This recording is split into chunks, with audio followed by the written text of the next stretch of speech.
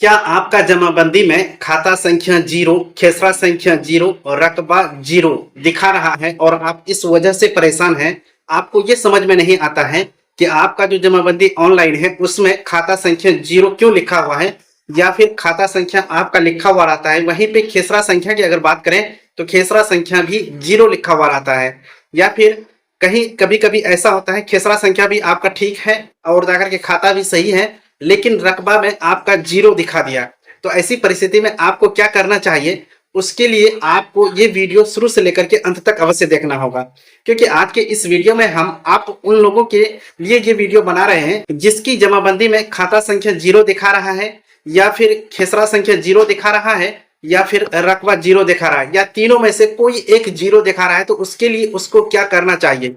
तो welcome guys, देखिए ये वीडियो बहुत ही इंपॉर्टेंट होने वाला है, क्योंकि इस वीडियो में बहुत ही इंफॉर्मेटिव जानकारी हम आपसे साझा करने जा रहे हैं। अगर ये वीडियो आपको अच्छा लगता है तो अपने परिवारों और अपने दोस्तों के साथ ज्यादा से ज्यादा शेयर करिएगा। तो देखिए, सबसे पहले इस वीडियो में हम आप लोगों से जो बात करने जा रहे हैं वो बात ये करेंगे कि खाता संख्या और खेसरा संख्या और रकबा जमाबंदी में गलत हो गया है, तो ऐसी परिस्थिति में आपको क्या करना चाहिए। तो देखिए दोस्तों, ऐसी परिस्थिति में आपको मतलब जल्दबाजी में किसी तरह का फैसला नहीं लेना चाहिए और आपको तनाव में नहीं आना चाहिए, क्योंकि हम जो इस वीडियो में आपको बताने जा रहे हैं बहुत ही ऑथेंटिक जानकारी बताने जा रहे हैं। देखिए, इसके लिए सबसे पहले आपको क्या करना चाहिए। सबसे पहले आपके पास जो भी मतलब जमाबंदी है जिसमें आपका खेसरा संख्या जीरो दिखा रहा है, या फिर खाता संख्या जीरो दिखा रहा है, या फिर रकबा जीरो दिखा रहा है, हम उसकी बात कर रहे हैं। उस जमाबंदी को लेकर के आप जो है मतलब शांत मिजाज से अपने घर पर चले जाइए, और उसके बाद घर पर मतलब जो है आप उस जमाबंदी से रिलेटेड घर में सबसे पहला काम करना है आपको कि उस जमाबंदी से रिलेटेड आपको लगान रसीद खोजना होगा। आपको जब घर में लगान रसीद मिल जाएगा, उसके बाद आप जो है ये लगान रसीद किस केवाला का है आप उस केवाला को खोजेंगे।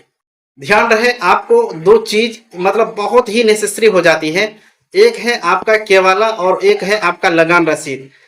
मतलब इसी की सहायता से आप अपना जमाबंदी में आपका जो खाता गलत है या फिर खाता जीरो है, खेसरा गलत है या फिर खेसरा संख्या जीरो है, या फिर रकबा गलत है या फिर रकबा संख्या जीरो है,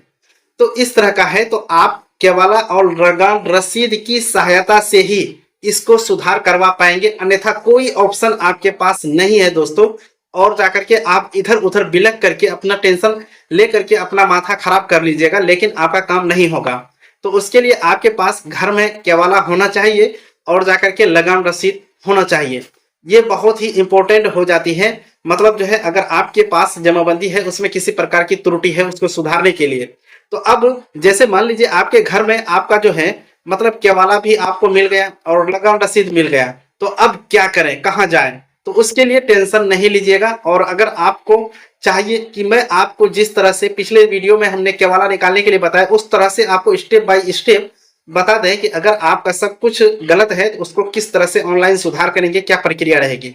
तो देखिए, यहाँ पे सबसे पहले जब आप मतलब केवाला और लगान रसीद आपको मिलता है तो आपको मतलब जो है उस केवाला और लगान रसीद को लेकर के परिमार्जन करना होता है दोस्तों। इसके सिवाय कोई मतलब रास्ता आपके पास नहीं है, आपको परिमार्जन ही करना होगा।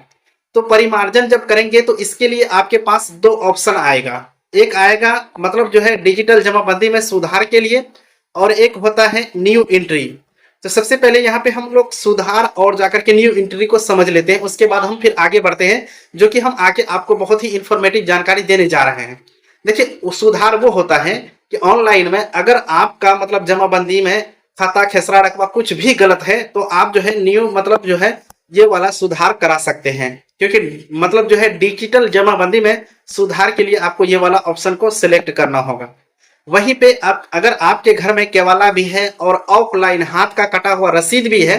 तो उसके लिए आपको न्यू एंट्री करना है। न्यू एंट्री में आपको वहां पे देखने के लिए मिलेगा, मतलब इसको न्यू एंट्री के नाम से हम लोग जानते हैं, लेकिन इसको जब आप सुधार करेंगे मतलब इसको जब ऑनलाइन अपडेट कराएंगे तो वहां पे आपको मिलेगा छूटी हुई जमाबंदी को ऑनलाइन करें। इस तरह से आपको एक ऑप्शन मिलेगा, आपको वहां से इसका मतलब जो है नया तरीका से अब मतलब जो है एंट्री करना होगा, और जाकर के वो अपडेट जैसे होता है तो फिर आप उसका मतलब लगान रसीद आराम के साथ कटा सकते हैं। चलिए यहाँ पे हम अब विस्तार से बात करते हैं कि हमारे पास जो जमाबंदी आया है हमारे हाथ में, उसमें मेरा खाता खेसरा रकबा सब कुछ गलत है, मान लीजिए सब 0-0 है, और उसके लिए हमको सुधार करना है, तो उसके लिए हमको क्या करना होगा।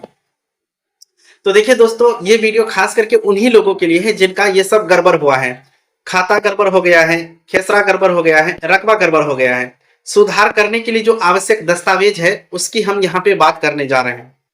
अगर आप चाहते हैं कि मैं आपको बिल्कुल स्टेप बाय स्टेप, मतलब आपका जमाबंदी जो गलत हुआ है, जिसमें कि मतलब खाता संख्या, खेसरा संख्या और रकबा सब कुछ गलत है, वो आपको स्टेप बाय स्टेप बता दूं कि किस तरह से आपको घर बैठे अपनी मोबाइल से ऑनलाइन करना है, तो आप जो है हमें कमेंट करके बताइएगा। मेरा नेक्स्ट वीडियो जो है उसी टॉपिक पर आ जाएगा, नहीं तो फिर कोई और टॉपिक पर वीडियो आने वाला है, जो कि बहुत ही इंपॉर्टेंट टॉपिक हम चुन के रखे हैं आप लोगों के लिए। तो दोस्तों, आपको भी अगर मतलब खाता खेसरा और रकबा में किसी तरह की परेशानी है और जमाबंदी आपका गलत हो गया है, तो यानी कि आप जो है घर बैठे उस जमाबंदी को ऑनलाइन करा सकेंगे, उसके लिए कोई दिक्कत नहीं है। अब समस्या आ जाती है कि जैसे आप ऑनलाइन करेंगे तो वो जाएंगे कर्मचारी के पास, सीओ के पास जाएंगे, तो वहां पे बात आ जाती है कि कर्मचारी अगर काम नहीं करता है, अगर पेंडिंग रख देता है 10 से 15 दिन, तो ऐसी परिस्थिति में दोस्तों हम यहाँ पे खुल करके बोलना चाहते हैं, जब तक कि आप कर्मचारी से मिलेंगे नहीं, कर्मचारी को घूस नहीं देंगे, तो आपका काम नहीं होने वाला है। क्योंकि कर्मचारी जो है घूस लेकर के, उनका आदत बना दी है हम लोग घूस दे दे करके, और जाकर के वो बिना घूस का कोई काम नहीं करते हैं। अगर आप घूस नहीं भी देते हैं तो आपका रिजेक्ट कर देगा, यानी आपसे जो पैसा लेने का बारी आता है तो कुछ से कुछ लिंक लगा करके आपका रिजेक्ट कर ही देता है। हम ये बहुत सारे लोग कहते हैं कि हम घूस का प्रचार कर रहे हैं, लेकिन हम आप लोगों की आंख खोलने की कोशिश कर रहे हैं कि अगर आप मतलब सरकार ये कह रही है कि हमारे पास जो भी गलत डॉक्यूमेंट है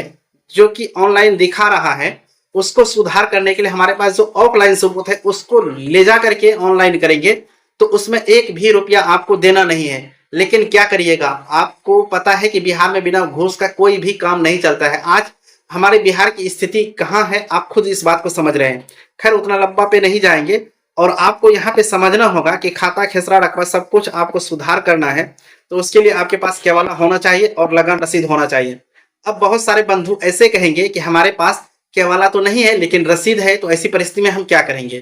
तो देखिए दोस्तों, यहाँ पे आपको एक बात स्पष्ट कर दें कि ऑफलाइन जो रसीद है उसमें सिर्फ कभी कभी खाता नंबर आता है, उसमें खेसरा नहीं रहता है।